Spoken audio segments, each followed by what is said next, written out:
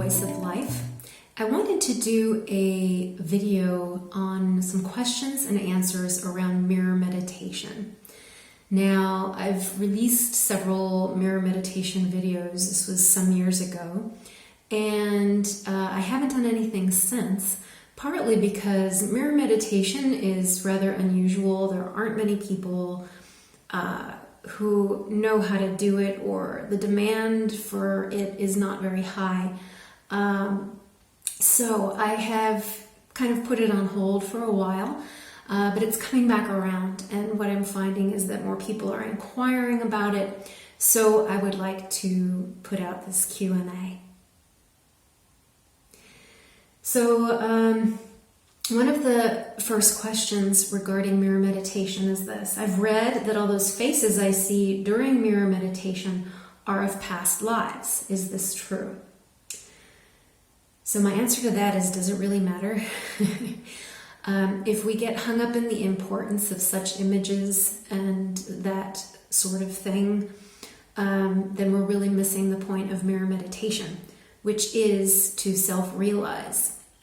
So rather than use mirror meditation as kind of a party trick or for entertainment purposes, it should be respected and it should be treated as a tool that is for something much higher than just relating to the images that we see when we're practicing. So another question. I got scared when some demonic-looking face appeared, and now I'm afraid to do mirror meditation. Are you sure this is safe? So, yes, it's common to see angry faces, disturbed faces, disfigured faces, and all of this is, again, it's just, it's like a dream. It's an image that relates to our subconscious or relates to some ancient history within us, but it's at the dream level. So don't get too spooked or take it too seriously or literally. Those who claim that mirror meditation can bring out, demonic forces or that sort of thing, they're really denying what's actually happening, which is the aspects of our repressed shadow that are coming into light to be seen. And that's a good thing. They have to be seen. That's part of our healing journey. So the other thing about this is that mirror meditation is perfectly safe, but not everyone who practices it is. So it really depends on your mental constructs whether or not mirror meditation will be right for you. If you're someone who kind of identifies with those fear-based thoughts or ideas of, being able to lose control, like if you don't have that self-authority established, then it can be very disconcerting to work with the images within the mirror, and you might not want to take on mirror meditation as a practice for yourself until you've kind of changed that paradigm around fear and victimization. Now, the other thing is that if it's the fear that you want to move through, then mirror meditation can help you do that. If you want to take it on as a practice to work on that element of your life, then that can be of benefit. So another question. Can mirror meditation help me develop psychic powers? Well, I'm sure it could, but there are probably other means to do that would be more suitable for it. If that's your main motivation for practicing, that's kind of off the target point of mirror meditation, which is self-realization. Another question. My eyes get so tired. Am I doing something wrong? Okay, and with this one, possibly. Check in to see if you have enough lighting.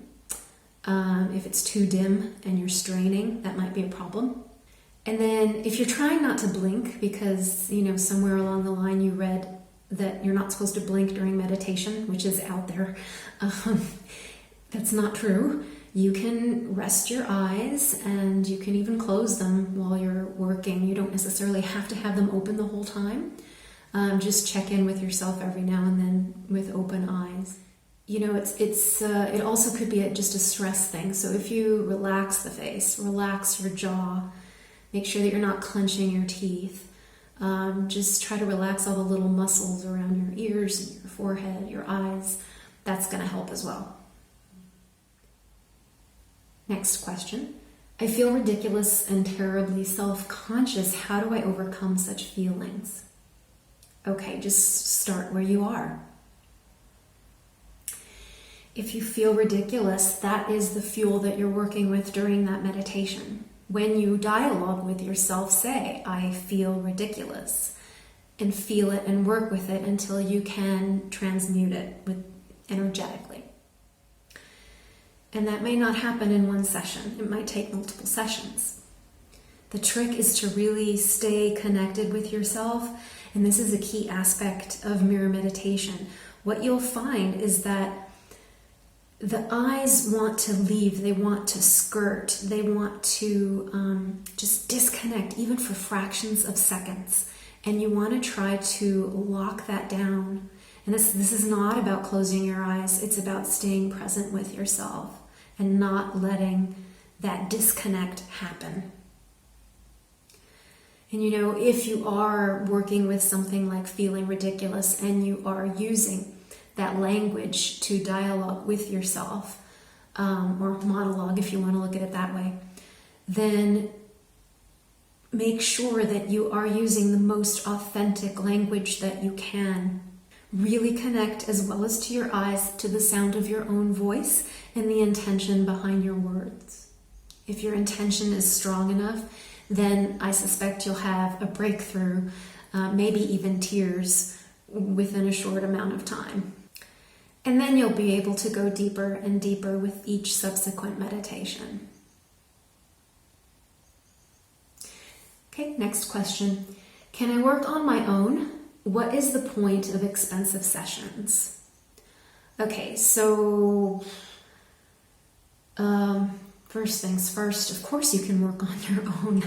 You don't necessarily need a guide. Of course, if you're working with someone who knows about the various pitfalls, someone who can be a witness to you, that can be very beneficial, and someone who can kind of guide and be listening for maybe your blind spots or places where your voice doesn't match up with what you're saying, those kinds of things. It can be very helpful to have a guide. But that said, you don't necessarily need one. You can do this work for yourself. It's a lot trickier, but it can be done. You know, the other thing is that as you start to uncover various aspects of your emotional body, and you begin to reclaim some of those pent-up emotions or delusions and embrace them with love and forgiveness, it can be really powerful to have a witness for that. You know, someone that is holding sacred space for you and with you. Next question. When I look at myself in the mirror, all I see is disappointment in how I look. I'm judging myself. I just feel like I'm lying when I say I love you. Persevere. You know, this is just human conditioning. We've been taught not to accept ourselves as we are. And you're breaking that conditioning by doing mirror meditation. So it's perfectly normal and perfectly natural to have resistance and to have these kinds of feelings. You know, the other thing is that it's not going to happen overnight, so give it time. It takes time to change years and years of programming. So just be willing to see with eyes of love. I hope this video has been helpful. Please like, subscribe so that you get the next video when it drops, and please share it with someone who you think might be interested. Thanks for checking in, and I'll talk to you again soon, I hope. Bye-bye.